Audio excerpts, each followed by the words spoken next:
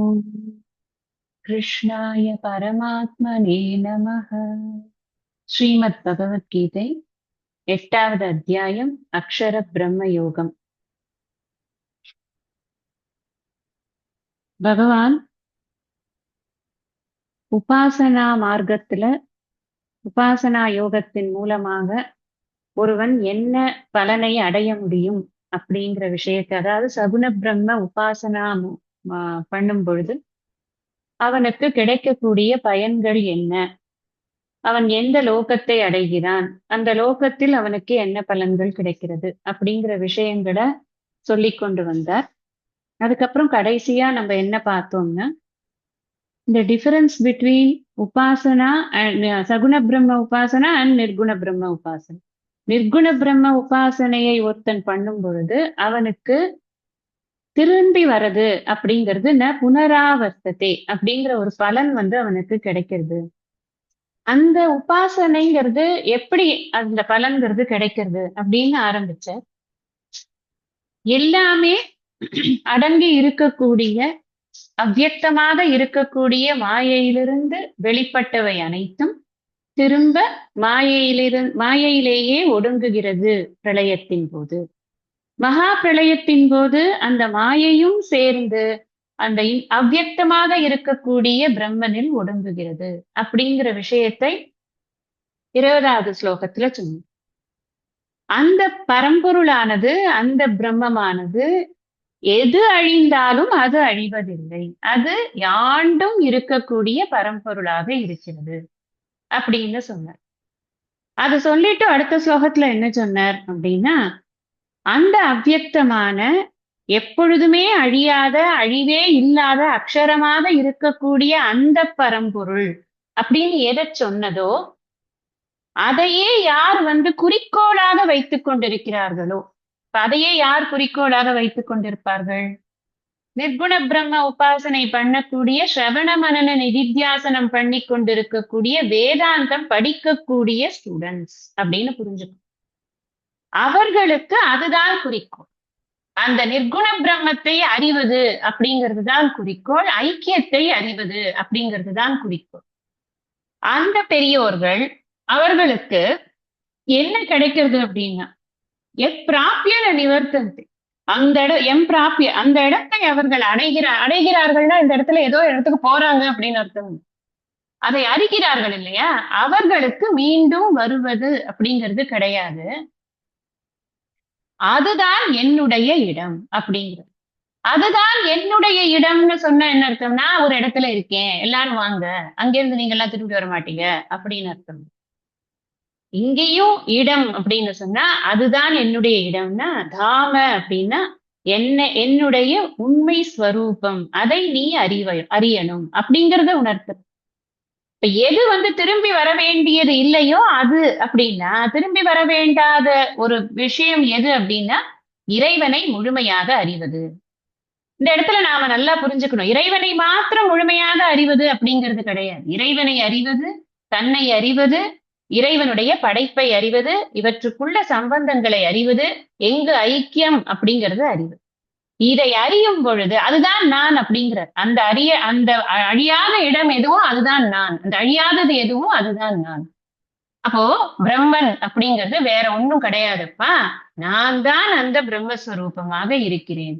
நம்ம இது வரைக்கும் நம்ம ஆத்மா அனாத்மா அப்படிங்கிற விஷயங்களை பார்க்கும் பொழுது நம்ம இந்த ஜீவனும் அந்த பிரம்மனும் ஒன்றுதான் அப்படிங்கிறத பார்த்து வச்சிருக்கோம். இங்க பகவான் என்ன சொல்றார், ஈஸ்வரனும் அந்த பிரம்மனும் ஒன்றுதான் அப்படின்னு. இதுதான் ஜீவ பிரம்ம ஐக்கியம் அப்படிங்கறது. எப்படி பண்றது? ஜீவேஸ்வர ஐக்கியம்னு சொல்றது சாஸ்திரம். ஜீவேஸ்வர ஐக்கியம் தெரிஞ்சாதான் அந்த ஐக்கிய ஞானத்தினால மட்டும்தான் முக்தி அப்படின்னு சாஸ்திரம் சொல்லியிருக்கு இல்லையா.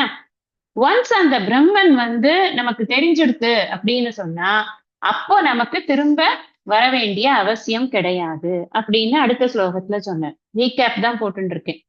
போன வகுப்புல என்ன பார்த்தோம் அப்படின்னு. அந்த அந்த ஐக்கியம் தெரிந்த பிறகு அந்த அந்த அந்த பிரம்மன் இதுதான் அப்படின்னு தெரிஞ்சாச்சு.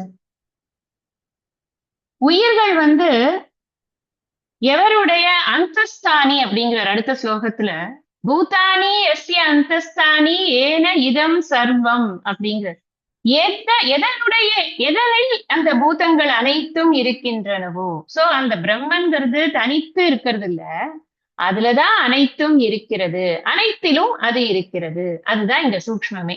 தனியா ஏதோ ஒண்ணு இருக்கு அத அப்படின்னா தானே நம்ம போய் அடையணும், நான் வேற அது வேற அப்படின்னு எல்லாம் இருக்கும். இங்க என்ன சொல்றார், அது தனித்தனியே கிடையாதப்பா, அது எல்லாமாவே இருந்து கொண்டிருக்கிறது அப்படிங்கறத அடுத்த இதுல சொல்லிட்டு, அதை நான் என்ன எப்படி புரிஞ்சுக்கிறது நானு அப்படின்னா, அனன்ய பக்தியாது லப்ய. இது ஒரே ஒரு வழிதான் இருக்கு புரிஞ்சுக்கிறதுக்கு. அனன்ய பக்தி அவன் கிட்ட இருக்கணும் அப்படின்னு நம்ம அனன்ய பக்தியை பத்தி தான் கடைசியாக பார்த்து கொண்டு இருந்தோம். இந்த அனன்ய பக்தினா என்ன பக்தி? அது ந அந்நிய அப்படின்னு சொன்னேன். இன்னொன்று இல்லை, வேறு ஒன்று இல்லை. அந்நியனா வேற, வேற இல்ல, ஒண்ணுதான். நான் தான், நானும் ஈஸ்வரனும் ஒன்றுதான் அப்படிங்கிற ஒரு பக்தி இருக்குல்ல, அந்த டோட்டாலிட்டியோட நம்மள ஐடென்டிஃபை பண்ணிக்கிற ஒரு பக்தி இருக்கு இல்லையா, அந்த பக்தியின் மூலமாக மட்டும்தான். பக்தினா இந்த இடத்துல நாம புரிஞ்சுக்கணும், ஞானத்துடன் கூடிய பக்தி. சும்மா சாதாரண பக்தியில் ஆத்மாவுக்கு வேறாக பரமாத்மா இல்லை. இதுதான் அந்த ஞானம். இந்த ஞானத்தோடு கூட அந்த பக்தியானது இருக்கணும். நமக்கு தோணும், இது என்ன இது பக்திங்கிறீங்க, அப்புறம் நேத்திக்கு ஒண்ணு பேசுனீங்க பக்தின்னு சொல்லிட்டு, பக்தன் குணங்கள் சொல்றீங்க, அப்புறம் இன்னைக்கு பக்திங்கிறது ஞானம் தாங்கிறீங்க. நீங்க நல்லா சிந்திச்சு பார்த்திருந்தீங்கன்னா நேத்தியோடதுல கூட என்ன நம்ம பேசினோம் அப்படின்னா, முழுக்க முழுக்க அது பராபக்த லட்சணம் இஸ் நத்திங் பட் சித பிரஜ்ஞ லட்சணம். என்ன வேற வேற பகவான் மாத்தி மாத்தி பேசுற ஆளே கிடையாது. அதிகாரிக்கு தகுந்த மாதிரி விஷயங்களை கொஞ்சம் எளிமைப்படுத்தி அப்படி சொல்லுவார், அவ்வளவுதானே தவிர்த்து விஷயம் ஒண்ணுதான். இந்த ஞானத்தோடு கூட அவனுடைய வாழ்க்கை இருக்கணும் அப்படிங்கறதுதான் அங்க சொல்லப்பட்டது. ஆனா மனித மனசுக்கு எது ஏற்புடையதா இருக்கு நீங்களே யோசிச்சு பாருங்க. எனக்கு 1 hour போறதே தெரியாது அப்படிங்கிறது, நான் இது மாதிரி நீ ஆத்மானா இது, அனாத்மானா இது, ஜீவன்னா இது, பிரம்மன்னா இது, அப்புறம் கர்மானா இது, இப்படி சொல்லி கொண்டு இருந்தேன் அப்படின்னா அது ஈஸி. அது நல்லா இருக்கா? இல்லைன்னா அந்த குட்டி கிருஷ்ணன் வந்தானா அவனோட குட்டி வாயை பார்க்கும் பொழுது அவ்வளோ அழகா இருந்தது. அது அப்படியே செக்கச்சவேன்னு இருந்தா, கொம்பை பழம் மாதிரி இருந்ததா, இந்த கண்ணு 2 குண்டா தெரிஞ்சுதா, இப்படி எல்லாம் நான் நல்லா விவரிச்சு அவனோட லீலைகளா நான் சொல்லிண்டே போனேன்னு. மனசு என்ன பண்றது, இந்த லீலைகளுக்கு பின்னாடி போய் அது ஒரு அழகான கற்பனை உலகத்துல சஞ்சரிக்கிறது ஈஸியா இருக்கு, சௌரியமா இருக்கு. டு ஃபர்கெட் திஸ் வேர்ல்ட், அது ரொம்ப சௌரியமா இருக்கு. ஆனா அதுக்கப்புறம் திரும்பி இந்த வேர்ல்டுக்கு தான் வந்தாங்க, எங்கேயும் ஓடிட முடியாது. சொல்லுவா எல்லாருமே என்னன்னா, இதெல்லாம் படிக்கிறதுக்கு தசமஸ்கந்தமே போதுமே, அதை ஒன்ன படிச்சுட்டு நம்ம கிருஷ்ண சிந்தனையிலேயே இருந்துடலாமே அப்படின்னு. பட் ஆனா சாஸ்திரம் நீ தசமஸ்கந்தத்தை படிச்சாலும், கிருஷ்ணரை எப்படிதான் நீ கொண்டாடினாலும், இந்த பாலகிருஷ்ணனை நீ கொண்டாடினாலும், நீ அந்த நிர்குண பிரம்மனாக இருக்கக்கூடிய கிருஷ்ணனுடைய உண்மை ஸ்வரூபத்தை தெரிஞ்சுக்காத வரைக்கும் உனக்கு முக்தி எல்லாம் கிடையாது அப்படின்னு ஸ்ட்ரிக்ட் மாஸ்டரா சொல்லிடுறது சாஸ்திரம். என்ன நீங்க திரும்பி திரும்பி அதே ரவுண்ட் அடிச்சு எங்கேயே வந்துடுறீங்க? நாங்க கொஞ்ச நேரம் கதை கேட்க கூடாதா? கதை கேட்கலாம். அது எதுக்குன்னா சித்த சுத்திக்காக கொஞ்ச நேரம் நம்மளோட வேர்ல்ட்லி அஃபேர்ஸ் எல்லாம் மறந்துட்டு ஈஸ்வர சிந்தனையில இருக்கிறதுக்காக சில கதைகளை நம்ம கேட்கலாம். தப்பே கிடையாது. கதை கேட்கறதுங்கிறது நம்மளோட சம்பிரதாயத்துல ரொம்ப ஊறி போன ஒரு விஷயம். வேற எதையாவது ஊர்க்கதை உலக கதை பேசுறதுக்கு தாராளமா கிருஷ்ணருடைய கதையை கேட்கலாம், ராமருடைய கதையை கேட்கலாம். அதுதான் நம்மளோட பாரம்பரியம். அதெல்லாம் பண்ணலாம். ஆனா நம்ம ஆழ்ந்த மனசுல, இதெல்லாம் நடு மனசுக்கு தான். நம்ம 3 மனசு இருக்கே நம்மள்கிட்ட தான். சுவாமிஜி சொல்லியிருக்காரு இல்லையா, மேல் மனசு, நடு மனசு, அடிமனசு. அடிமனசுல என்ன இருக்கும்னா எல்லாமே அந்த நிர்குண பிரம்மஸ்வரூபம் தான். அது யாரா இருந்தாலும் சரி, நானும்.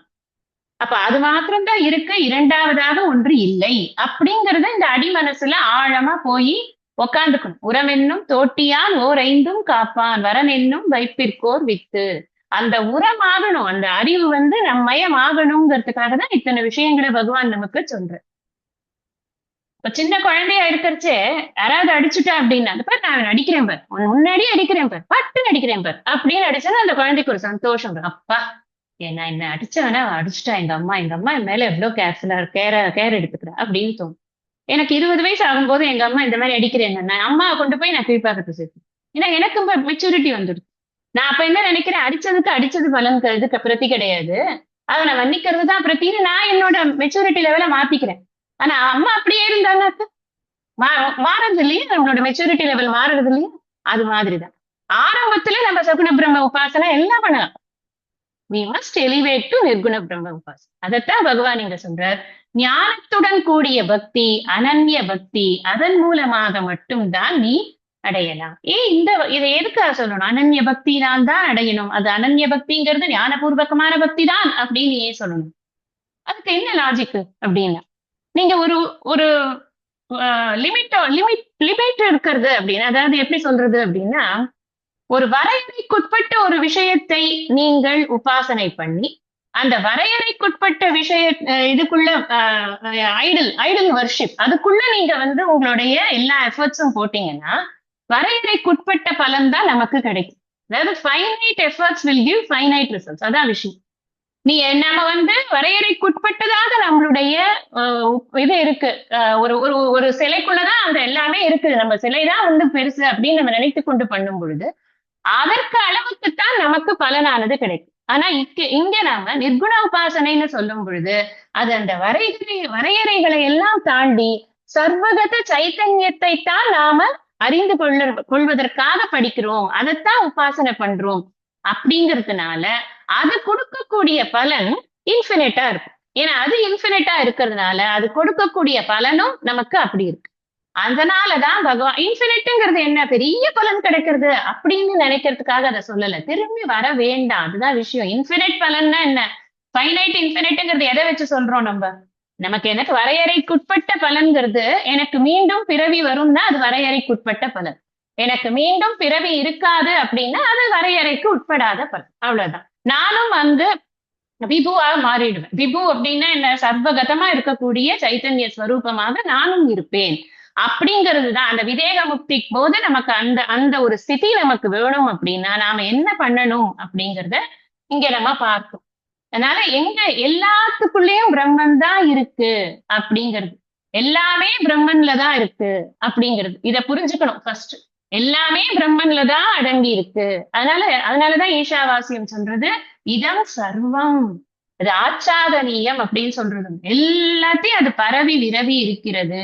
இறைவன், இறைவன்னாலே என்ன? இங்கும் இறைந்திருப்பவன் இறைவன் அப்படின்னு சொல்லப்படுது. சோ அதை நம்ம புரிஞ்சுக்கணும். இங்க அதுக்கு ஒரு லாஜிக் கொடுக்கிறார் ஆதிசங்கரர். எஸ்ய அந்தஸ்தானி பூதானி, எதனுடைய உள்ளுக்குள்ள எல்லா பூதங்களும் இருக்கிறது அப்படின்னாக்க, அப்படி சொல்றது அப்படின்னா காரியம் ஹி காரணஸ்ய அந்தர்வர்த்தி பவதி. காரியத்துல காரணத்தினுடைய இது இருக்கு, ஸ்பேசஸ் இருக்குமா இருக்காதா? காரணத்துடைய அம்சங்கள் இருக்குமா இருக்காதா அப்படின்னு கேக்குறேன். இப்போ நம்ம இது ஒரு ஸ்வீட் எடுத்துக்கோங்க. ஒரு ஜாங்கிரி பண்ணணும் அப்படின்னா ஜாங்கிரி எதனால பண்றோம்னா பேசிக் அது ஸ்வீட்டா இருக்கிறதுக்கு காரணம் வந்து சர்க்கரை. அப்ப அந்த சர்க்கரையை கொண்டு இந்த ஜாங்கிரி பண்ணிட்டேன். இப்ப ஜாங்கிரிக்குள்ள எல்லா இடங்கள்லயும் சர்க்கரை இருக்குமா இருக்காதா? அதான் கேள்வி. இதுதான் காரணம் அப்படின்னு சொன்னா பிரம்மன் தான் எல்லாத்துக்கும் காரணம், உலக முதல்வன், ஆதி பகவன் அப்படின்னு சொன்னா இங்க நல்லா ஞாபகம் வச்சுக்கணும். விவர்த்த உபாதான காரணம். நம்ம அதை மாத்துறதே கிடையாது, சொல்றோம். மாத்தி புரிஞ்சுக்கவே கூடாது, கரெக்டா புரிஞ்சுக்கணும். விவர்த்த உபாதான காரணம் பிரம்மன் தான் இந்த ஜெகத்துக்கு முழுமையாக ஜெகத்தில் முழுமையாக இருக்கிறது அப்படின்னு நம்ம சொல்றோம். அந்த முழுமையாக இருக்கிறது. அப்ப காரியத்துல எல்லாத்துலயும் அதுதான் இருக்குன்னா காரியம் எல்லாமே பிரம்மன் தானே அப்படின்னு ஏன் சொல்லக்கூடாது? சொல்லலாம். அதுதான் லாஜிக். அதுல எல்லாத்துலயும் அந்தர்வர்த்தினா அதுக்குள்ள அது இருக்கு அப்படின்னு அதுதானே அர்த்தம் அப்படின்னு கேட்கிற. இதைத்தான் புரிஞ்சுக்கணும், இந்த ஐக்கியத்தை தான் புரிஞ்சுக்கணும் அப்படிங்கிறது தான் இங்க. எதனால் அனைத்தும் வியாபிக்கப்பட்டுள்ளதோ அதில் தான் அனைத்தும் இருக்கின்றன. சுவாமிஜி கொடுத்திருக்கிற அழகான சிங்கிள் ஸ்டேட்மெண்ட். எதனால் அனைத்தும் வியாபிக்கப்பட்டிருக்கிறதோ அதில் தான் அனைத்தும் இருக்கின்றன. அவ்வளவுதான். இப்ப புரியறது இல்லையா? அதை புரிஞ்சுக்கிறோம் அப்படின்னு சொன்னா அந்த இடத்துல நான் தனியா இங்க நின்னுட்டு நான் இங்க நிக்கிறேன், இதெல்லாம் அனைத்தும் வியாபிக்கப்பட்டிருக்கிறேன்னு அதில் தான் அனைத்தும் இருக்கிறதுன்னு என்ன தனியா வச்சுட்டு பார்க்க கூடாது.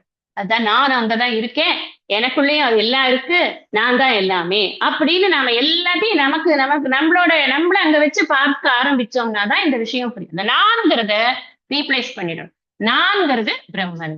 அப்ப நான்கிறது பிரம்மன்னா பிரம்மனால் அனைத்தும் வியாபிக்கப்பட்டிருக்கிறது. என்னால் அனைத்தும் வியாபிக்கப்பட்டிருக்கிறது, அனைத்தும் என்னிடம் இருக்கின்றது.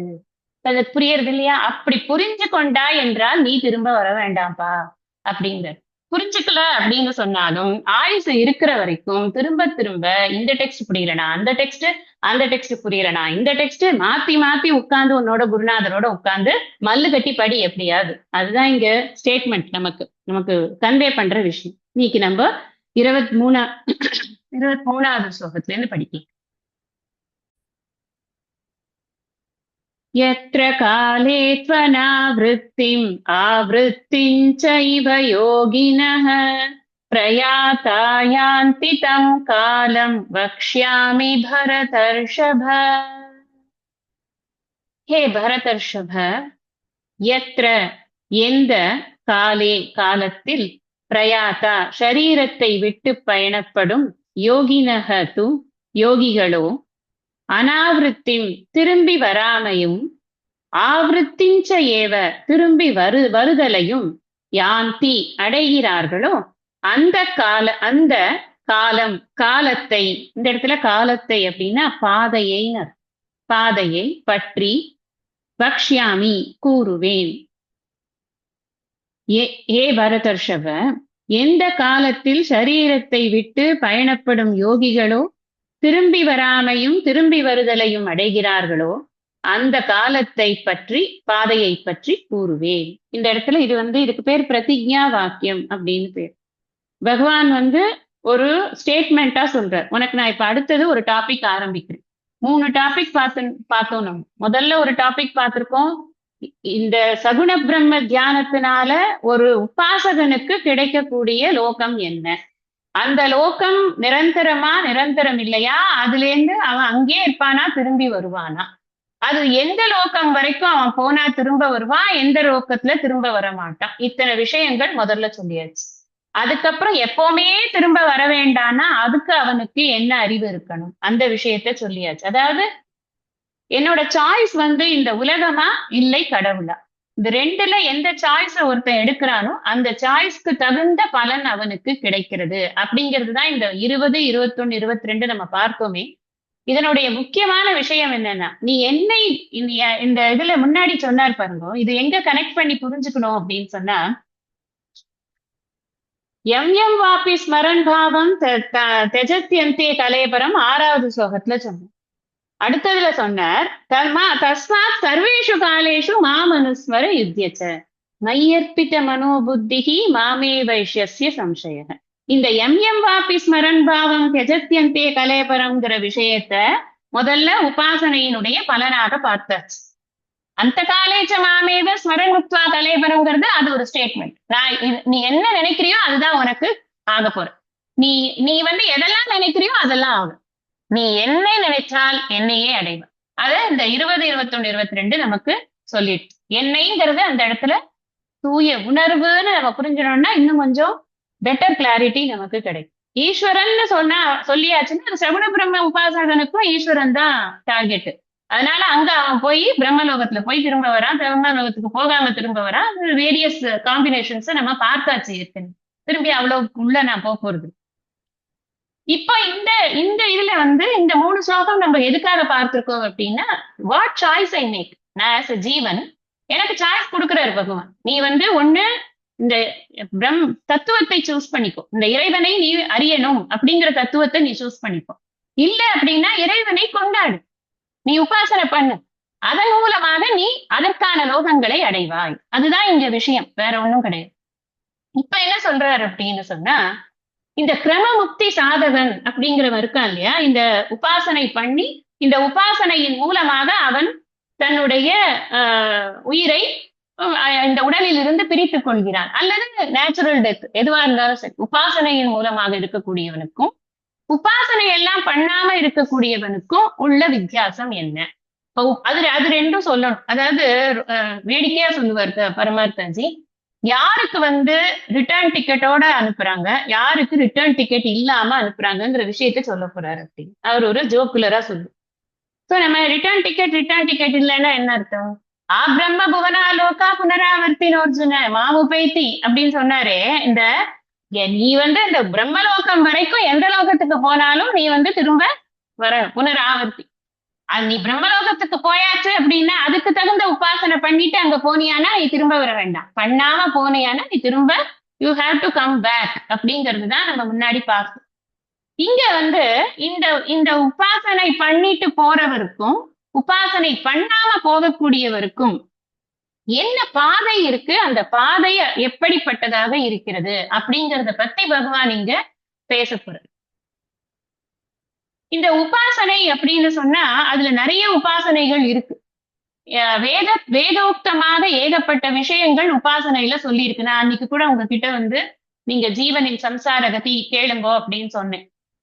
ஒருத்தர் போட்டிருந்தா நான் கேட்டுட்டேன், எனக்கு வந்து அத்தனை சந்தோஷமா இருக்கு, நீங்க எனக்கு ரெஃபர் பண்ணது எனக்கு ரொம்ப பரம பிரயோஜனமா இருந்தது அப்படின்னு. இன்னொருத்தர் ஒன்னொன்னா கேட்டுட்டு இருக்கேன் அப்படின்னு போட்டிருக்கா. படிங்கோ. நீங்க நீங்க கேட்டு அதை உங்களோட மயம் ஆக்கிக்கணும் அப்படிங்கிறதுக்காகத்தான் அதை நான் வந்து அது வந்து இட் வில் ஹெல்ப் அஸ். அது முக்கியமா அவங்க போட்டது என்னன்னா எனக்கு பிடிச்சிருந்தது, அவங்க எழுதியிருந்தது எனக்கு. நீங்க இதை ரெஃபர் பண்ணீங்கம்மா, இங்கேயே படிக்கிறது எவ்வளவு முக்கியம்னு நான் புரிந்து கொண்டேன் அப்படின்னு. எனக்கு ரொம்ப சந்தோஷமா இருந்தது. ஏன்னா அதுக்காக தான் சொன்னதே நான். இவ்வளவு எல்லாம் கஷ்டப்பட்டு உனக்கு போகணுமா, அதை விட பேசாம உட்காந்து பொறுமையா படிச்சு நம்ம கொஞ்சம் டயத்தை கொடுத்தோம் அப்படின்னா இங்க இருக்கிற விஷயங்களை நம்ம புரிஞ்சுட்டாலே போருமே அப்படிங்கிற வைராக்கியம் நமக்கு ஏற்படும். அதுக்காகத்தான் அதை நான் வந்து படிக்கணும், உங்களை எல்லாம் படிங்கோ கேளுங்கோ அப்படின்னு சொன்னதுக்கு காரணம் என்னன்னா அதுதான். அது அவங்க கரெக்டா என்னோட மைண்ட்ல என்ன இருந்ததோ அதை அப்படியே போட்டாங்க. ரொம்ப சந்தோஷப்பட்டேன் நான் அவங்களோட மெசேஜை பார்த்துட்டு. அப்போ இந்த உபாசனை அப்படிங்கிறது பலவிதமாக இருக்கு. சூரிய மண்டலத்துல இருக்கக்கூடிய ஹிரண்ய கர்ப்ப உபாசனை நிறைய இருக்கு. இந்த வேதத்துல வந்து அனந்தமா இருக்கு உபாசனைகள். அந்த உபாசனைகள்ல எது வேணாலும் எடுத்து அவன் பண்ணி பிராக்டிஸ் பண்ணி அவன் வந்து போகலாம். போயிட்டு அவன் திரும்பி வருவானா, திரும்பி வரமாட்டானா, எந்த திரும்பி வரக்கூடியதுன்னா அது எந்த மாதிரியான மார்க்கத்துல இருக்கும், திரும்பி வரப்போறது இல்லை அப்படின்னா அவன் எந்த மாதிரியான மார்க்கத்துல போவான். இது ரெண்டு தான் இங்க இனிமே அடுத்த 2 ஸ்லோகத்துல நம்ம பார்க்க போறோம். இந்த ஸ்லோகத்தை பொறுத்தின வரைக்கும் காலம் அப்படின்னு சொன்னா மார்க்கம்னு புரிஞ்சுக்கணும், பாதை அப்படின்னு புரிஞ்சுக்கணும். எந்த பாதையில அவன் போகிறான், இந்த பாதை வந்து டிசைட் பண்றது அவன் திரும்பி வரானா வருவானா வரமாட்டானா அப்படிங்கிற விஷயத்தை.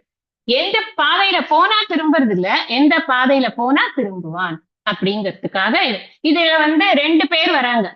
ஒருத்தர் வந்து உபாசனை பண்ணிக்கொண்டே இருக்கக்கூடியவர், வேதோக்தமான உபாசனைகள் மந்திரபூர்வமான உபாசனைகள் பண்ணு. ஒண்ணு நல்லா நான் கிளாரிஃபை பண்றேன் உங்களுக்கு.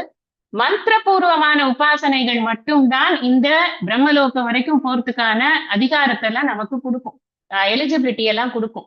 நம்மளா சாதாரணமா நாமளே நினைச்சுட்டு படிக்கிற ஸ்லோகங்களே போதும் அப்படின்னு அர்த்தம் அப்படிங்கிறது உபாசனை கிடையாது அப்படின்னு நல்லா புரிஞ்சுக்கோங்க. நம்ம வந்து ஒரு ஆசைக்காக சித்த சுத்திக்காக நிறைய ஸ்லோகங்கள் படிக்கலாம். That doesn't mean that we are doing உபாசனா. உபாசனைக்குன்னு சில தீட்சைகள் இருக்கும். அந்த தீட்சைகள் மூலமாக மந்திரங்கள் நம்மள்கிட்ட வரும். அந்த மந்திரங்களை நம்ம வந்து இத்தனை ஆவர்த்தின்னு இருக்கு, அதான் பெரிய சப்ஜெக்ட். அத வந்து அது பூரா நம்ம பண்ணதுக்கு அப்புறமா தான் அந்த உபாசனையோட பலன் அப்படிங்கிறது. நம்ம இப்ப நிறைய பேர் சொல்லுவா நான் வந்து ஸ்ரீவித்யா உபாசகர் அப்படின்னு சொல்லுவா. பட் ஸ்ரீவித்யா உபாசகர் என்ன மந்திரம் இருக்கு, அவ எந்த மந்திரத்துக்கு இனிஷியேட் ஆயிருக்கா, எத்தனை பண்றா எல்லாம் நமக்கு வெளியில சொல்ல மாட்டா, கேட்கவும் கூடாது, அது அவங்களுக்கு தான் தெரியும். சோ இந்த உபாசனைங்கிறது ஒரு பெரிய சப்ஜெக்ட். நமக்கு இப்ப தெரிய வேண்டிய விஷயம் என்னன்னா உபாசனை பண்ணினவனுக்கு ஒரு மார்க்கம் இருக்கு. இன்னொருத்தன் இருக்கான் இந்த உலகத்துல, கெட்டவன் கிடையாது, துஷ்டத்தனம் பண்ண மாட்டான், நாஸ்திகனும் கிடையாது, நல்லவன் தான், சுவாமி இருக்காருன்னு ஒத்துக்கிறான், சாதாரணமா இருக்கான், அவன் பாட்டுக்கு அவனுடைய வேலைகளை பார்த்து கொண்டிருக்கான், கர்ம மார்க்கத்துல ஈடுபட்டு கொண்டிருக்கான். வேதம் என்ன சொல்லியிருக்கோ அந்த ரிச்சுவல்ஸ் எல்லாத்தையும் கரெக்டா பண்ணுவான். அந்த ரிச்சுவல்ஸ்ல ஒரு கோளாறும் பண்ண மாட்டான், எல்லாம் கரெக்டா பண்ணும். ரிச்சுவலிஸ்டிக் பர்சன், கர்ம காண்டி அப்படின்னு அவர்களை கிளாசிஃபை பண்றது. இப்ப அவனும் வேதத்தை தான் ஃபாலோ பண்றான், இவனும் வேதத்தை தான் ஃபாலோ பண்றான். இவங்க 2 பேரும் எந்த மார்க்கத்துல போகிறார்கள், அந்த மார்க்கத்தின் பயன் என்ன, இதைத்தான் நாம அடுத்ததுல பார்க்க போறோம். இப்போ இந்த 24ல ஃபர்ஸ்ட் ஒரு மார்க்கம் பார்ப்போம். அக்னிர் ஜோதிரஹ சுக்லஹ ஷண்மாசா உத்தராயணம் தத்ர பிரயாதா கச்சந்தி பிரம்ம பிரம்ம விதோ ஜனாஹ. அக்னிஹி அக்னி தேவதை, ஜோதிஹி கால தேவதை, அஹஹ பகல் தேவதை, சுக்லஹ சுக்லபக்ஷ தேவதை, ஷண்மாசா 6 மாதங்களான உத்தராயணம் உத்தராயண தேவதை. அதாவது எந்த வழியில இவர்கள் எல்லாம் இருக்கிறார்களோ அத நீங்க மனசுல சப்ளை பண்ணிக்கோங்க. இவர்கள் எல்லாம் இருக்கக்கூடிய வழி. தத்ர அங்கு, பிரயாதா பயணிக்கும், பிரம்மவிதா வேதம் அறிந்து, சகுண பிரம்ம உபாசனையை செய்து கொண்டிருந்த, ஜனாகா மனிதர்கள், சூரிய ஒளி பாதையை அடைந்து, பிரம்ம கிரமமாக பிரம்மத்தை கச்சந்தி அடைகிறார்கள். இந்த கிரமமாக அப்படிங்கிறத பிராக்கெட்ல போட்டு என்ன சொல்லிருக்கார் அப்படின்னா, அக்னி தேவதை, கால தேவதை, பகல் தேவதை, சுக்லபக்ஷ தேவதை, பக்ஷ தேவதை, 6 மாதங்களான உத்தராயண தேவதை எந்த வழியில் இருக்கிறார்களோ, அதாவது வடக்கு திசை அப்படின்னு சொல்றது அது, அங்கு பயணிக்கும் வேதமறிந்து சகுண பிரம்மத்தை உபாசிக்கும் மனிதர்கள் சூரிய ஒளி பாதையை அடைந்து கிரமமாக பிரம்மத்தை அடைகிறார்கள். பாருங்க எத்தனை விஷயங்கள் இந்த ஸ்லோகத்துல நம்ம தெரிஞ்சுக்க போறோம்னா, இது நாம பொதுவா ஒரு ஃபர்ஸ்ட் ஒரு டிஸ்கிளைமர் நம்ம புரிஞ்சுக்கணும். என்ன டிஸ்கிளைமர் இல்ல, இது கிளாரிபிகேஷன் சொல்லணும். இது என்ன கிளாரிபிகேஷன்? நம்ம எல்லாரும் என்ன நினைக்கிறோம் அப்படின்னு, உத்தராயணத்துல மரணம் நல்லது, தட்சிணாயத்துல மரணம் அவ்வளவு ஸ்லாக்கியம் இல்லை. இதெல்லாம் பொதுவாக மனிதர்களிடம் இருக்கக்கூடிய ஒரு நம்பிக்கைகள். ஆனா அப்படி கிடையாது. இந்த உத்தராயணம் தட்சிணாயணம் அப்படிங்கிற டைமை பொறுத்து எனக்கு கிடைக்கக்கூடிய லோகங்கள் இல்லை. நான் செய்த வினைகளை பொறுத்துதான் எனக்கு லோகங்கள். இதை நாம எல்லாரும் ஃபர்ஸ்ட் மண்டையில போட்டு வச்சுக்கணும். ஏன்னா நமக்கு எல்லாருக்கும் ஒரு கன்ஃபியூஷன். பீஷ்மர் வெயிட் பண்ணிட்டு இருந்தாரு உத்தராயண புண்ணிய காலம் வரணும்னு. அதனால உத்தராயண புண்ணிய காலத்துல போனவாதான் நல்லவா, இல்லைன்னா ஓ தட்சிணாயணமா அப்படின்னு நம்மளா ஒரு இக்கெல்லாம் வைக்கிறதுக்கு நம்மளுக்கெல்லாம் அந்த அருகதையே கிடையாது. ஏன்னா அது பாதை, அந்த காலம்ங்கிறது டிசைட் பண்றது கிடையாது. பாதை வேற காலம் வேற. அதனாலதான் போன ஸ்லோகத்துல சொன்னேன், அங்க காலம்னா பாதையும் புரிஞ்சுக்கோங்க அப்படின்னு சொன்னேன். அங்க அப்படித்தான் அர்த்தமும் போட்டிருக்கு. இப்ப உத்தராயண கத்தியில உத்தராயண புண்ணிய காலத்துல போறவருக்கு கிருஷ்ணகதி கிடைக்கலாம். தட்சிணாயன புண்ணிய காலத்துல போறவர்களுக்கு சுக்லகதி கிடைக்கலாம். இது கதி அப்படிங்கிறது தான் பார்த்து, கிருஷ்ணகதி சுக்லகதி அப்படி. இப்ப நாம படிக்கிறது எது அப்படின்னா சுக்லகதி அப்படிங்கிற இந்த ஒளிப்பாதை அப்படிங்கிறத நம்ம படிக்கணும். இந்த இடத்துல இப்ப ஒளிப்பாதை அப்படின்னா யாரு, இந்த ஆள் யாரு அப்படின்னா, நல்ல உபாசனை பண்ணி கொண்டு இருந்த, சகுண பிரம்ம உபாசனை பண்ணி கொண்டிருந்தவர் அப்படின்னு புரிஞ்சுப்போம். இந்த உபாசகருக்கு இந்த ஒளிப்பாதையானது கொடுக்கப்படுகிறது. இந்த ஒளிப்பாதையில நம்ம இருக்கிற மாதிரி இப்ப ஜிபிஎஸ் எல்லாம் போட்டுக்கொண்டு, கூகுள் அக்காவெல்லாம் வைத்துக்கொண்டு, எங்க இருக்கு ஸ்வர்கலோகம், கொஞ்சம் அப்படியே மேல போய் இங்க போய் லெஃப்ட்ல போங்க ரைட்ல போங்க எல்லாம் சொல்றதுக்கு ஆளே கிடையாது. அது நம்ம இந்த ஜீவனானது பயணம் பண்ணும் பொழுது அதை யார் கூட்டிக் கொண்டு போகிறார்கள்ங்கிறது தான் இந்த முதல்ல சொன்ன அத்தனை பேரும். யாரெல்லாம் வராங்கன்னா 5 பேர் கூட வராங்க. அவர்கள் தான் அந்த பாதையில நம்மளுக்கு வழிகாட்டிகளாக நிற்கிறார்கள். அக்னி தேவதை வழிகாட்டியாக, ஏன்னா ஒளியா இருக்கு இல்லையா, அதனால அக்னி தேவதை வழிகாட்டியாக இருக்கார். அப்புறம் அகஹன்னா பகல் தேவதை, பகல் காலத்துல இருக்கக்கூடிய தேவதை. நம்ம எல்லாத்தையும் தேவதா ஸ்வரூபமாகத்தான் பார்ப்போம். சுவாமிஜி பரமார்த்தாஜி அதுவும் ஒரு ஜோக்குலரா சொல்லுவோம். இந்த கிராவிடேஷனல் ஃபோர்ஸ்ன்னு இருக்கு, புவி ஈர்ப்பு சக்தி. நம்ம என்ன சொல்லுவோம், சயின்ஸ்ல கண்டுபிடிச்சிட்டார் நியூட்டன் புவி ஈர்ப்பு சக்தி. அப்படி இல்லை, இந்த கிராவிடேஷனல் ஃபோர்ஸுக்குள்ள தேவதை, அந்த தேவதை அந்த சக்தியை கொடுக்கிறது. நம்ம எல்லாத்தையும் தேவதா சொல்லுவோம். ஒவ்வொரு சக்திக்கும் ஒரு தேவதை, அவ்வளவுதான். அந்த இங்க நடக்கிறது என்னவோ அது அத்தனையும் இறைவனுடைய அருளாட்சியினால் நடக்கிறதுங்கிறது புரிஞ்செடுத்துன்னு வச்சுக்கோங்களேன். அப்புறம் நமக்கு இந்த சயின்ஸ் அதை சொல்றதே, மேத்ஸ் இதை சொல்றதே, பிசிக்ஸ் இதை சொல்றதேன்னெல்லாம் நம்மளுக்கு டவுட்டே வராது. என்னவா இருந்தா என்ன, எல்லாம் பகவானுடைய இது, அவ்வளவுதான் அப்படின்னு நமக்கு நன்றாக புரியும். இது அசைடா சொன்னேன். சரி, இப்போ அக்னி அப்படின்னு ஒரு தேவதை, அகஹ பகல் தேவதை, ஜியோதிகி அப்படின்னு ஒரு தேவதை, ஷண்மாச உத்தராயணம் 6 மாசத்துக்கு உத்தராயணம் அப்படிங்கிற தேவத்தை ஆட்சி பண்றது. அந்த உத்தராயண தேவத்தை அந்த பாதையில வெயிட் பண்றது, நம்மள ஆயுஷண்டு போறதுக்கு வெயிட் பண்றது. அதுக்கப்புறம் சுக்ல தேவதா. சுக்ல தேவதா அப்படிங்கிறது என்ன, சுக்லம்னாலே பிரைட்னஸ் அந்த தேவதா. இதான் ஒளிப்பாதைன்னு சொல்றோம். இந்த ஒளிப்பாதையில போகிறதுக்கு உபாசனா பண்ணினவனை பொறுமையா அந்த வழியாக கூட்டிக் கொண்டு போகிறது. எங்க கூட்டிக் கொண்டு போறது அப்படின்னா, அந்த உபாசனைக்கு தகுந்த லோகங்களை அவனுக்கு கொடுப்பதற்காக கூட்டிக் கொண்டு போ. டைரக்டா நேர பிரம்மலோகத்துக்கு போகிறதுக்கு நான் சொன்னேன் இல்லையா, எல்லா உபாசனையும் பிரம்மலோகத்துக்கு கூட்டின்னு போகாது. ஃபார் எக்ஸாம்பிள் பஞ்சாக்னி உபாசனை எல்லாம் பண்ணினவங்களுக்கு ஸ்ட்ரெயிட்டா பிரம்மலோகம், அப்படின்னு அன்னைக்கு சொன்னேன். அந்த மாதிரி சில உபாசனைகளுக்கு டைரக்ட் பிரம்மலோகம், சில உபாசனைகளுக்கு இந்த மத்த லோகங்கள் எதுல ஆனாலும் அவர்களுக்கு இடம் இருக்கும். அது உபாசனையும் உபாசனை பண்ணா மட்டும் பத்தாது. உபாசனை பண்றவனுடைய ஆட்டிடியூடு, அவன் நடந்துக்கிற விஷய விவரங்கள், அவன் மற்றவர்களை ட்ரீட் பண்றது, உபாசனை நான் தான் பெரிய உபாசகர் அப்படின்னு சொல்லிட்டு வரவனை போறவனை எல்லாம் வந்து கடுப்புடுன்னு விழுந்துட்டு இருந்தான்னு வச்சுக்கோங்களேன், புண்ணியமாவது பண்ணாது, ஒண்ணுமே செய்யாது. நல்லா புரிஞ்சுக்கணும். நம்ம பகவான் நம்மளோட அவுட்வர்ட் எக்ஸ்பிரஷன்ஸை விட இன்டர்னல் இதை ரொம்ப பாக்குறாரு. அதனால அதெல்லாம் ரொம்ப முக்கியம்.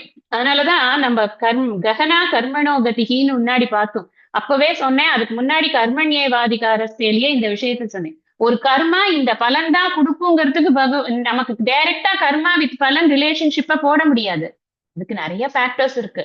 அதனால அந்த ஃபேக்டர்ஸ் எல்லாம் அனுசரிச்சு உபாசனையையும் கன்சிடர் பண்ணி கொண்டு இவனை கொண்டு போய் அந்தந்த லோகம் எங்கேயோ அங்க சேர்க்கப்படுகிறார். இது பேர் தான் அந்த சூரிய ஒளிப்பாதை, சூரிய ஜோதிகி அப்படிங்கிறது. இது வந்து யார் ஒருத்தன் யோகத்தின் மூலமாக தன்னுடைய பிராணனை, முன்னாடி பார்த்தோம் இல்லையா, பிராணனை வந்து மூர்தனியில வச்சு அங்கிருந்து எடுத்துக்கிறான் அப்படின்ட்டு, அவனுக்கும் இந்த லோகம் கிடைக்கும். உபாசகனாக இருந்து யோகத்தின் மூலமாக பிராணனை எடுத்துக்கொள்ளாமல் நேச்சுரலா அவன் வந்து டெத் ஆறுது அப்படின்னாலும் அவனுக்கும் இதே கதி தான். இதுதான் வந்து சுக்ல கதி அப்படின்னு சொல்றது. இப்ப நமக்கு என்ன இங்க ஒரு கிளாரிபிகேஷன் வேணும் அப்படின்னா, ஞானிக்கு என்ன கதி கிடைக்கும்? நம்ம ஒரு கேள்வி டக்குன்னு நமக்கு மைண்ட்ல வரும். அந்த கேள்வியே தப்பு அப்படின்னு புரிஞ்சுக்கும். ஞானிக்கு கதிங்கிறதே கிடையாது. ஏன்னா ஞானி இந்த லோகங்கள் எதுக்குமே போக மாட்டார். அவர் இங்கேயே இப்பவே சத்யோ முக்தி, ஏற்கனவே முக்தனாகத்தான் இருப்பார். அவர் விதேக முக்தி அடையும் பொழுது விபுவாகி இங்கு அனைத்தினுள்ளும் கலந்து விடுவார். அவ்வளவுதான். ஞானிக்கு மறுபடியும் புனர் ஆவர்த்திக்கு போயிட்டு வரக்கூடிய ஒரு டிராவல்ங்கிறதே கிடையாது. ஞானிக்கு டிக்கெட்டும் வேண்டாம், டிராவலும் வேண்டாம், ஒன்னும் வேண்டாம் அவருக்கு. அதுதான் ஞானியோட ஸ்பெஷாலிட்டி அப்படின்னு பார்க்கணும்.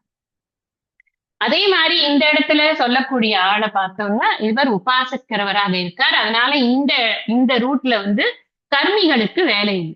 யார் வந்து ஒன்லி ரிச்சுவல் தான். நான் வந்து உபாசனை மந்திர உபாசனை அதெல்லாம் நான் வந்து பண்ணல. நான் வெறும் ரிச்சுவல் காத்தால எழுந்தா எனக்குன்னு என்ன ரிச்சுவல்ஸ் கொடுக்கப்பட்டிருக்கோ என்னுடைய குல விளக்கப்படி அதெல்லாம் நான் கரெக்டா பண்ணுவேன். அவ்வளவுதான். நான் பக்தியா இருக்கேன், ஸ்ரத்தையா இருக்கேன், ரிச்சுவல்ஸை பண்ணு, வேற ஒன்றும் நான் பண்ண மாட்டேன். நான் பாட்டுக்கு ஜபம்லாம் ஒன்றும் கிடையாது. நான் பாட்டுக்கு என்னோட வேலையை பார்த்துட்டு இருக்கேன்.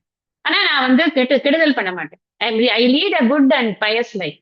அப்படிப்பட்ட கர்மிகளுக்கு அந்த பலனை, அவங்க பலனை உத்தேசிச்சுதான் அந்த ரிச்சுவலே பண்ணியிருப்பாங்க. அந்த பலனை உத்தேசித்த கர்மிகளுக்கு அவர்களுக்கு என்ன பலன், அதான் நம்ம அடுத்தது பார்ப்போம்.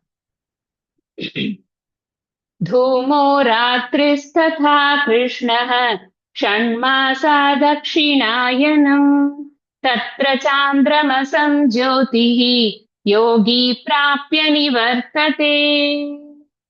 தூமக புகைக்குரிய தேவதை, ராத்திரிகி இரவு தேவதை, ததா அவ்வாறே கிருஷ்ணக கிருஷ்ணபக்ஷ தேவதை, ஷண்மாசா 6 மாதங்களான தட்சிணாயனம் தட்சிணாயன தேவதை எவ்வழியில் உள்ளனரோ தத்ர அந்த வழியில் யோகி கர்மயோகியானவன் தத் சாந்திரமசம் சந்திரனுடைய ஜோதிகி ஒளிப்பாதையை பிராப்ய அடைந்து நிவர்த்ததே மீண்டும் திரும்புகிறான். புகைக்குரிய தேவதை இரவு தேவதை, அவ்வாறே கிருஷ்ணபக்ஷ தேவதை 6 மாதங்களான தட்சிணாயன தேவதை எவ்வழியில் உள்ளனரோ அந்த வழியில் கர்மயோகியானவன் சந்திரனுடைய ஒளிப்பாதையை அடைந்து மீண்டும் திரும்புகிறான். இங்க கர்மயோகின்னு போட்டிருக்கு. நான் சொன்னேன் பலனை உத்தேசித்து தான் பண்ணிருப்பாங்க அப்படின்னு. பட் ஆனா பலனை உத்தேசித்து பண்ணாம இருக்கக்கூடிய கர்மயோகி ஆனாலும் கூட உபாசனை பண்ணாத காரணத்தால் இங்குதான் அவர்களும் சேர்க்கப்படுகிறார்கள்னு நம்ம இதுல இருந்து தெரிஞ்சுக்கிறோம். இங்க 4 பேர் வந்து கைட் பண்றாங்க. ஏற்கனவே சொல்லிட்டேன் உங்களுக்கு, இந்த உயிர் வந்து இந்த உடலை விட்டு போகும் பொழுது அந்த போகக்கூடிய பாதைக்கான தேவதைகளை பத்தி போன இதுல ஒளிப்பாதையில போகும் பொழுது என்ன தேவதை அப்படின்னு பார்க்கணும். இப்ப நாம பார்க்க போற தேவதை கிருஷ்ணகதி அப்படின்னு சொல்லக்கூடிய இருள் பாதை. இந்த இடத்துல கிருஷ்ணர் அப்படின்னா வசுதேவ கிருஷ்ணர் கிடையாது, வாசுதேவருடைய புத்திரன் கிருஷ்ணன் கிடையாது. கிருஷ்ணர் ஆக்ஷன் போயிடுவார்பா, எனக்கு பிரச்சனையே இல்லை, நான் பாட்டுக்கு ஏதாவது பண்ணிட்டு இருக்கலாம் அப்படிங்கிறது இல்ல. இங்க என்னன்னாக்க கிருஷ்ணனாலே கருப்புன்னு தான் அர்த்தம். இந்த கருப்பு அதாவது இருட்டு, அந்த இருள் இருள் நிறைந்த பாதையில் அவர்கள் போகிறார்கள். இது ஒளி பாதை, அது இருட்டு பாதை. அதனால இதுக்கு மட்டும் இதுக்கு பெஸ்ட் அப்படின்னு சொல்ல வரல இங்க. இந்த பாதை வேற வேற இருக்கு அப்படிங்கிறது தான் இங்க விஷயம். செக்ரிகேட் பண்றாங்க, என்ட்ரி கேட்டை செக்ரிகேட் பண்றாங்க. இதுல போனா ஏர்போர்ட்ல போனா எல்லாரும் ஒரே கேட்ல நில்லுங்கப்பா அப்படின்னு சொன்னா நமக்கு எவ்வளவு கச்சடாவா இருக்கும். நீங்க எல்லாம் இங்க வாங்க, நீங்க எல்லாம் இங்க வாங்க, உங்களுக்கு கேட் நம்பர் இது, உங்களுக்கு கேட் நம்பர் பட்டா ஈஸியா இருக்குல்ல. அதனால அவரவர்களுடைய செயல்களுக்கு தகுந்த மாதிரி என்ட்ரி கேட்டு செக்ரிகேஷன் நடக்கிறது அப்படின்னு நம்ம புரிஞ்சுக்கணும். இங்க யார் யாரு அப்படின்னா தூமக, தூமகனா புகைன்னு அர்த்தம். அங்க வந்து அக்னி பார்த்தோம், அக்னி ஒளி. இங்க தூமக புகை, புகைனா என்ன, ஒரே மூட்டமா இருக்கும் இல்லையா, அந்த மாதிரி இருக்கிறது. அப்புறம் ராத்திரிகி, இந்த இடத்துல எல்லாம் புகையே வந்து கூட்டிட்டு போகும் போல இருக்கு. அவங்க போகும்போது அப்படியே புகையோட போவாங்க, அப்படி இல்ல. புகை தேவதை, புகைக்குன்னு ஒரு தேவதை இருக்கு. அந்த புகைங்கிறது வெளிப்படக்கூடிய சக்தி. அந்த சக்தி யார்கிட்ட இருக்கோ அவர் தான் புகை தேவதை. நான் தான் சொன்னேன் இல்லையா, எல்லாத்தையும் ஒரு தேவதையோட தான் நாம கனெக்ட் பண்ணுவோம். அப்ப அங்க இங்க இப்ப இங்க வந்து புகைக்கான தேவதை வரார், அங்க நிக்கிறார், அவர் ஐஷன் போறார், ப்ளீஸ் கம் அப்படின்னு அவர் தான் கூப்பிட போறார் நம்மள. அடுத்தது ராத்திரி தேவதா, அங்க அகக தேவதா, இங்க ராத்திரி. நம்ம டியூட்டி கரெக்டா பிரிச்சு விட்டுறாரு பகவான், எல்லாருக்கும் கிளாஷ் வரக்கூடாது. ராத்திரி தேவதா. அதே மாதிரி கிருஷ்ணனா கிருஷ்ண பக்ஷ தேவதை. இந்த ஷண்மாசா தட்சிணாயனம் இருக்கு, அதே மாதிரி சுக்லபக்ஷம்னு இருக்கு, கிருஷ்ணபக்ஷம் இருக்கு. இந்த கிருஷ்ண பட்சத்துக்குன்னு இருக்கக்கூடிய தேவதை, அந்த ஃபோர்த் நைட், அந்த கிருஷ்ண பட்சம்ங்கிற ஃபோர்த் நைட்டுக்கு இருக்கக்கூடிய தேவதை. அடுத்தது ஷண்மாசா தட்சிணாயனா, தட்சிணாயன தேவதை, அந்த தேவதை. இந்த தேவதை 4 தேவதை இந்த இடத்துல சொல்லியிருக்க. இந்த 4 பேரும் என்ன பண்றாங்க அப்படின்னா இந்த யோகியை, இந்த கர்ம யோகியை அழைத்து கொண்டு போகிறார்கள். இந்த இந்த யோகி, இந்த கர்மா மட்டுமே பண்ணி கொண்டிருக்கக்கூடிய இந்த யோகி இருக்காரு, இவரை வந்து இதுக்கு எங்க, இதுக்கு வந்து என்ன என்ன இது கைடிங் லைட் என்ன, அதுக்கு கைடிங் லைட் வந்து சூரிய வெளிச்சம் பார்த்தோம். இங்க கைடிங் லைட் சந்திரனுடைய வெளிச்சம், அந்த சந்திர ஒளிப்பாதை அப்படின்னு. அதனாலதான் அத கிருஷ்ண கதி அப்படின்னு சொல்றது. லைட் கம்மியா இருக்கும், அவ்வளவுதான். இப்ப ராத்திரியில என்னதான் சந்திரன் புல் மூணா இருந்தா கூட பகல்ல சூரியன் வெளிச்சத்துல பாக்குற மாதிரி இருக்குமா நமக்கு? இருக்காது தானே. அதுக்குள்ள அந்த அளவு இதுதான் இருக்கும், பிரைட்னஸ் தானே இருக்கும். அதுதான் இங்க சந்திர ஒளி பாதையில போற. உபாசனா கிடையாது, ரிச்சுவல்ஸ் மட்டும் பண்ணக்கூடியவர் யாரோ அவர் தான்.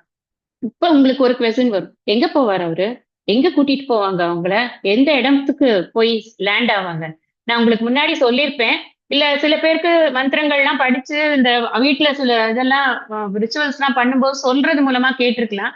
இந்த பூமிக்கு மேல இருக்கக்கூடிய லோகங்கள் அப்படின்னா பூலோகம், அப்புறம் புவர்லோகம், மகர்லோகம், ஜனலோகம், தபலோகம், சத்தியலோகம் அப்படின்னு பூமிக்கு மேல இருக்கு இந்த லோகங்கள் எல்லாம். இந்த லோகங்கள்ல சத்தியலோகத்தை தவிர பாக்கி எந்தாவது ஒரு லோகத்துக்கு அவருடைய புண்ணிய பாப்பத்துக்கு தகுந்த மாதிரி, புண்ணியத்துக்கு எவ்வளவு புண்ணியம் இருக்கோ அதுக்கு தகுந்த மாதிரி அந்த லோகத்துல கொண்டு போய் அவரை விடுவோம். நீங்க இதை எப்படி புரிஞ்சுக்கணும்னா, நான் வந்து ஒரு ஒரு இடத்துக்கு போறேன், ஒரு ஒரு ஒரு அகாமடேஷன் நான் புக் பண்றேன் அப்படின்னா டீலக்ஸ் சூட் இருக்கும், அப்புறம் வந்து ஆர்டினரி ரூம் இருக்கும், அப்புறம் வந்து டபுள் பெட் ரூம் இருக்கும், அப்புறம் வந்து எதுவா ரெசார்ட் ரூமா இருக்கும். இப்படி நிறைய இருக்கு இல்லையா. நம்மளோட பைசா எவ்வளவு நம்மளால கொடுக்க முடியுதோ அதுக்கு தகுந்த மாதிரி நாம வந்து ஒரு அகாமடேஷன் நம்மளால புக் பண்ண முடியாது. அதை நல்லா மனசு வச்சுக்கோங்க. எவ்வளவு புண்ணியம் என்கிட்ட இருக்கோ அதுக்கு தகுந்த மாதிரி ஒரு அகாமடேஷன் எனக்கு கொடுத்துடுறாங்க. இந்த ஒவ்வொரு புவர்லோகத்துல ஒரு வசதி, மகர்ல ஒரு வசதி. இதெல்லாம் நீ பாத்தியான்னு கேட்காதீங்க. நான் இப்ப பார்க்க முடியாது, எப்பவுமே பார்க்க முடியாது ஃபார் தட் மேட்டர். இதுக்கெல்லாம் பிரமாணம் என்ன அப்படின்னு கேட்டா வேதம் தான் பிரமாணம், வேற எதுவும் பிரமாணம் கிடையாது. நம்ம வேதத்துல ஸ்ரத்த வச்சிருக்கோம், வேதத்துல ஸ்ரத்த வச்சிருக்கோம், நம்முடைய பெரியோர்கள் சொல்லி இருக்கக்கூடிய வியாக்கியானங்கள்ல எல்லாத்தையும் ஸ்ரத்த வச்சிருக்கோம், கிருஷ்ணர் மேல ஸ்ரத்த வச்சிருக்கோம். அதனால நம்ம இத பரிபூர்ண ஸ்ரத்தா பக்தியோட நாம இதை ஏற்றுக்கொள்கிறோம். நீ பார்க்காத விஷயம், நாம பார்க்காத ஒரு விஷயத்துக்கு பார்த்த ஒரு விஷயத்திலிருந்து உதாரணத்தை எடுத்துக்கொண்டு புரிந்து கொள்வதற்காக இதை நான் சொல்றேன். அதனால இந்த புண்ணியம் எப்படி வேலை செய்யறதுன்னா, இந்த ஒவ்வொரு லோகத்துக்கு ஒவ்வொரு ஸ்பெஷாலிட்டி இருக்கு, அந்த ஒவ்வொரு லோகத்துல ஒவ்வொரு வசதிகள் இருக்கு. அந்த வசதிகளை அந்த புண்ணியத்துக்கு தகுந்த மாதிரி அவன் அனுபவிச்சுட்டோ ஒன்னும் பிரச்சனையே இல்லை. ஷீனே புண்ணிய மர்த்திய லோகம் விசந்தி, அழகா கீழே வந்துருவான், நீட்டா வந்து லேண்ட் ஆயிடும். எங்க லேண்ட் ஆகுதுங்கிறது அவனுடைய எஞ்சி இருக்கக்கூடிய புண்ணியத்தையும் பாபத்தையும் பொறுத்து பகவான் டிசைட் பண்ற அப்படின்னு பார்க்கிறோம். ஏன் வந்து இப்போ நீங்க சொல்றது படி பார்த்தா இது வந்து மேல இருக்கிற எல்லா லோகமுமே இந்த இன்னொன்னு விஷயம்னா எல்லாமே ஸ்வர்க்கம் தான். ஆக்சுவலா ஸ்வர்க்கம் தான் இத்தனை அடுக்குகளா இருக்கு அப்படின்னு சாஸ்திரம் சொல்றது. ஒரே ஒரு லோகம் ஸ்வர்க்கம்னா ஒரே ஒரு லோகம் அப்படி கிடையாது. அந்த ஸ்வர்க்கம் தான் இத்தனை அடுக்குகளாக இருக்கு. தபலோகம், மகர்லோகம், ஜனலோகம் அப்படின்னு எல்லாம் பிரிச்சு பிரிச்சு இருக்கு. இப்ப எல்லாமே சொர்க்கம் தானே. அப்படியே இத வந்து ஒரு நல்ல பாதை இல்ல. இது ஏன் வந்து இத இத வந்து ரொம்ப குளோரியஸா சொல்ல மாட்டேங்கிறோம் நம்ம அப்படின்னா, என்ன விஷயம் அப்படின்னா லாஸ்ட் வார்த்தை நிவர்த்ததே. இவன் திரும்பி வந்துடுவான். அதனால இது வந்து ஒரு பெருமை கிடையாது. இந்த பாதையில போகிறது அப்படிங்கிறது அவனுக்கு ஒரு பெருமை எல்லாம் கிடையாது. திரும்பி அவன் எப்படினாலும் வந்துதான் ஆகணும். சொர்க்கத்துக்கு போறது அப்படின்னாலுமே சொர்க்கமும் கொஞ்ச நாள் தான். அது நித்தியமாகவே அங்க இருக்க முடியாது அப்படின்னு சாஸ்திரம் சொல்றது. அதனாலதான் ஞானத்தை பெற்று இங்கேயே முக்தி அடைவாயாகன்னு சொல்றதுக்கு காரணம். எந்த லோகம் போனாலும் இப்ப நம்ம பிரம்மலோகமே போறோம்னாலும் இந்த பிரம்மாஜிக்கு எவ்வளவு ஆயுசுன்னு பார்த்தோமா இல்லையா? அது வரைக்கும் அங்க உட்கார்ந்துட்டு இருக்க முடியுமா? பிரம்மலோகம் வந்து மொத்தமா லயமாற வரைக்கும் உட்காந்துட்டே இருக்கணும். ராமா ராமா கிருஷ்ணா கிருஷ்ணா. நான் நல்லா படிச்சுட்டேன்னா என்னையே டீச்சர் ஆக்கி அங்கேயே உட்காந்து வச்சு என்னை திருப்பி அங்க வந்து என்னை வந்து எல்லாருக்கும் பாராயணம் சொல்லிக் கொடு, நீ அதை சொல்லிக் கொடு, இதை சொல்லிக் கொடு, என்ன ஆக்கிவிட்டாருன்னு என்ன பிரயோஜனம் நானு? அதுக்கு நான் இங்கேயே படிக்கலாமே அப்படிங்கிறது. ஆச்சாரியார்கள் எல்லாம் சொல்றது விஷயம் என்ன அப்படின்னா, இந்த பூலோகத்துல மாதிரி ஒரு சௌகரியமா முக்தியை அடையறதுங்கிறது வேற எங்கேயுமே பண்ண முடியாது. அதனால நாம இந்த விஷயங்களை புரிஞ்சுக்கிறது மூலமாவும் இதை நம்மயம் ஆக்கிக்கிறது மூலமாவும் we are always ever free அப்படிங்கறது நம்ம புரிஞ்சுக்கணும். அடுத்தது பார்க்கலாம். 26 शुक्ल कृष्णे गति ह्येते जगतः शाश्वते मते एकया यात्यनावृत्तिः मन्यया वर्तते पुनः शुक्ल कृष्णे गति ह्येते जगतः शाश्वते मते एकया यात्यनावृत्ति मन्यया वर्तते पुनः ही பிரசித்தமான சுக்ல கிருஷ்ணே சுக்ல கிருஷ்ண என்னும் ஏதே இவ்விரண்டு கதி கதிகளும் அதாவது பாதைகளும் ஜகதக உலகிற்கு சாஸ்வதே என்றும் உள்ளவையாக மதே கருதப்படுகின்றன. ஏகையா ஒன்றினால் அனாவிருத்தி திரும்ப வராமையை யாதி அடைகிறான். அன்யயா மற்றதினால் புனக திரும்பவும் ஆவர்த்ததே வருகிறான் அப்படின்னு சொல்லியிருக்கு. பிரசித்தமான சுக்ல கிருஷ்ண என்னும் இவ்விரண்டு கதிகளும் பாதைகளும் உலகிற்கு என்றும் உள்ளவையாக கருதப்படுகின்றன. ஒன்றினால் திரும்ப வராமையை அடைகிறான், மற்றதினால் திரும்பவும் வருகிறான். அதாவது இத என்ன சொல்றார் பகவான் இதுல அப்படின்னா, இந்த ஒரு பர்சனை பார்த்தாச்சு, இவன் என்னென்னலாம் பண்ணிருக்கான், அதுக்கப்புறமா இவனுக்கு ஒரு பாதையை கிரியேட் பண்ணல பகவான். இந்த பாதைங்கிறது எப்பவுமே சாஸ்வதமாக இந்த படைப்பு எப்பொழுதிலிருந்து இருக்கிறதோ அப்பொழுதிலிருந்து இந்த பாதை என்பது இருந்து கொண்டே இருக்கு. அதனால இது ஏதோ ஒரு ஆளுக்கு முடிய போறது இந்த ஆயுசுன்னா அந்த சமயம் போடுற பாதை கிடையாது. இது எப்பவுமே சாஸ்வதமாக இருந்து கொண்டிருக்கிறது அப்படின்னு சொல்ற. நியூலி கிரியேட்டட் அப்படிங்கிற ஒரு வே எல்லாம் கிடையாது இதுல. இது என்னவோ அப்படிதான் இருக்கு. இப்ப நமக்கு இருக்கிற பாதையில தான் போறோம்னு தெரியறதுன்னா அப்ப அந்த பாதையில போகிறதுக்கான இது என்னவோ நம்ம முயற்சி என்னவோ அதைத்தானே நாம எடுக்கணும். இதுல இன்னொரு விஷயம் நீங்க நோட் பண்ணணும். ஒண்ணுத்துல போனா திரும்பி வர மாட்டான் அப்படின்னு சொல்ற. ஆனா அங்க திரும்பி வரமாட்டான் அப்படிங்கிறது நம்ம எண்டா இருக்கக்கூடிய அந்த பிரம்மலோகத்துக்கு போனா திரும்பி வரமாட்டான்னு சொல்றாருன்னு புரிஞ்சுக்கணும். நடுவுல எங்கேயான அந்த அளவுக்கு உபாசனை பண்ணலைன்னா அவனுக்கு உபாசனை பண்ணியிருந்து பிரம்மலோகத்துக்கு போற அளவுக்கான உபாசனை சக்தி அவன்கிட்ட இல்லைன்னா அவன் திரும்பித்தான் வருவான். இது வந்து ஒரு பெரிய டாபிக். நான் தான் சொன்னேனே, உபாசனையினுடைய சக்தி அதனுடைய விருத்தாந்தங்கள் எல்லாம் ரொம்ப வாஸ்ட் டாபிக். அதனால நம்ம இப்போ இந்த இந்த இதுவே ஒரு பெரிய டீவியேஷன். ஆக்சுவலா பார்க்க போனா 8th சாப்டரே ஒரு டீவியேஷன் தான். அந்த டீவியேஷனை ஏன் பகவான் கொடுத்தார் அப்படின்னா ஒரு இன்சைட் கொடுக்கணும். நான் முன்னாடியே சொன்னது மாதிரி ஏற்கனவே வேதத்துல இந்த விஷயங்கள் இருக்கு அப்படின்னா அந்த விஷயங்களை ஒண்ணு விடாம சொல்லணுங்கிற ஒரு இன்டென்ஷன்ல தான் இந்த விஷயங்கள் சேர்க்கப்பட்டிருக்கே தவிர்த்து மத்தபடி இனி இந்த பாதையில போனா அதுல வரலாம், அந்த பாதையில போனா இதுல வரலாம். இப்ப அர்ஜுனனை பொறுத்த வரைக்கும் எந்த பாதையில போக போறோங்கிறதுக்காக அர்ஜுனன் இந்த பாதைகள்ல நாட்டம் கொண்டவனாக இருக்க வேண்டிய அவசியமே கிடையாது. ஆனா அகாடமிக்கா அவனுக்கு ஆரம்பிச்சாச்சுன்னா ஒரு விஷயத்த சொல்லணும். ஏன் இந்த வியாஜம் வருது அப்படின்னா என்னை உபாசிப்பவர்கள்னு ஆரம்பிக்கும் பொழுது என்னை சகுணமாக பார்த்தியானா இந்த கதி, நீ நிர்குணமாக பார்த்தியானா நீ எங்கேயுமே போக வேண்டியது இல்லைங்கிறத அவனுக்கு உணர்த்தணும் தானே. அதுக்காக வேண்டி இந்த விஷயம் இது ஒண்ணு ஆரம்பிச்சா எல்லாத்தையும் சொல்லணும். அப்படித்தான் ஒரு ஒரு ஒரு நல்ல குரு இருப்பார். ஏதோ நான் கொஞ்சோண்டு சொல்லித் தரேன் அதுக்கப்புறம் பாத்துக்கலாம் அப்படின்னு இருக்க மாட்டார். அந்த விஷயத்த ஓரளவுக்காவது ஒரு ஒரு நல்ல பூர்த்தி பண்ணணும் அப்படிங்கறதுனால எல்லா விஷயத்தையும் பகவான் இங்க இந்த கதி புழுக்க சொல்லிட்டாரு. அதனால நம்ம புரிஞ்சுக்க வேண்டியது, இந்த பிரம்மலோகம் போனா அவன் திரும்பி வரமாட்டான், மற்ற லோகங்கள் போனால் அவன் நிச்சயமாக திரும்பி வருவான் அப்படிங்கிறது. பிரம்மலோகம் போறதும் போகாததும் அவன் பண்ற உபாசனையோட சக்தியில தான் இருக்கு. அது நமக்கு கண்ணுக்கு தெரியாது அப்படிங்கறது வரைக்கும் நீங்க மைண்ட்ல வச்சுக்கோங்க. அண்ட் பிரம்மலோகம் போனா திரும்பி வரமாட்டான் அப்படிங்கிறதும், பிரம்மலோகம் போகக்கூடிய பாதை என்னங்கிறதும் புதுசா போடப்பட்டதல்ல. அது யாண்டும் இருக்கக்கூடியதுதான். அது சாஸ்வதமாக இருக்கக்கூடியதுதான். போன கல்பத்துல இருந்ததா? ஆமா இருந்தது. அதுக்கு முந்தின கல்பத்துல ஆமா இருந்தது. எப்ப கிரியேஷன் இங்க மேனிஃபெஸ்டேஷன் அப்படி சொல்றேன். எப்ப மேனிஃபெஸ்டேஷன் ஆகுதோ அப்ப இந்த எல்லாமே சேர்ந்துதான் மேனிஃபெஸ்ட் ஆகுது. இது ஒன்னொன்னு ஒரு டயத்துல ஆறுதுங்கிறதே கிடையாது. ஏன்னா நீங்க காலம்ங்கிறது இன்னைக்கு இருக்கிறவங்க நாளைக்கு இல்ல.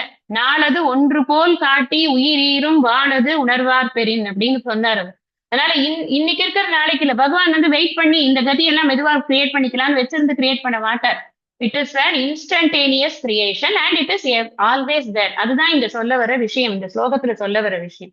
இந்த இன்னொன்னு நல்லா ஞாபகம் வச்சுக்கோங்க. டைம் ஆஃப் டெத்தோ அந்த இது காலம், அந்த இது என்ன சொல்றது, உத்தராயணம் தட்சிணாயணம் போன்ற காலங்கள், அது கார்த்தால சாகிறது, மத்தியானம் சாகிறது, ராத்திரி சாகிறது, இதெல்லாம் இம்மெட்டீரியல். இதெல்லாம் வச்சு அவனோட கதி நிர்ணயிக்கப்படுவது அல்ல. அவனோட கதி அவன் செய்யக்கூடிய உபாசனைகளாலும் கர்மங்களாலும் அதில் அவன் கொண்டிருக்கக்கூடிய புத்தியினாலும் தான் நிர்ணயிக்கப்படுகிறது அப்படின்னு இது வரைக்கும் நாம பார்க்கலாம். மேற்கொண்டு இன்னும் 2 ஸ்லோகம் தான் இருக்கு. நம்ம அதை அடுத்த சத்சங்கத்துல படிச்சுட்டு அப்படியே நம்ம சம்மரியும் அடுத்த சத்சங்கத்துல படிக்கலாம். இந்த அளவுல நான் இன்னைக்கு இந்த வகுப்பை நிறைவு பண்றேன். ஐயனே எனதுள்ளே நின்று அனந்த ஜென்மங்களாண்ட மெய்யனே உபதேசிக்க வெளிவந்த குருவே போற்றி, உய்யவே முக்தி நல்கும் உதவிக்கோர் உதவினாயேன், செய்யுமாறு ஒன்றும் காணேன் திருவடி போற்றி போற்றி. நிறைவு பிரார்த்தனை சொல்லுங்க.